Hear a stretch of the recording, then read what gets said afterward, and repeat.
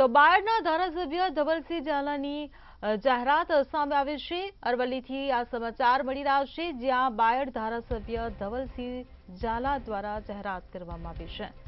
સમરસ ગ્રામ પંચાયતને 10 લાખની ગ્રાન્ટ મળશે તેવી જાહેરાત કરવામાં આવી છે। તો ધારાસભ્ય ફંડમાંથી વધારાની રકમ મળશે। તો સમરસ ગામ માટે ખાસ આ પહેલ કરવામાં આવી છે। તો વિકાસ કામો માટે મહત્વપૂર્ણ આ પગલું ગણાવ્યું છે। અરવલ્લીથી આ સમાચાર મળી રહ્યા છે। આંતરિક વિખવાદ ટાળવાનો પ્રયાસ હાથ ધરવામાં આવ્યો છે।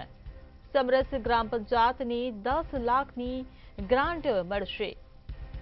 તો આવી જાહેરાત કરવામાં આવી છે। ધારાસભ્ય ફંડમાંથી વધારાની રકમ મળશે તેવી ધારાસભ્ય દ્વારા જાહેરાત કરાઈ છે।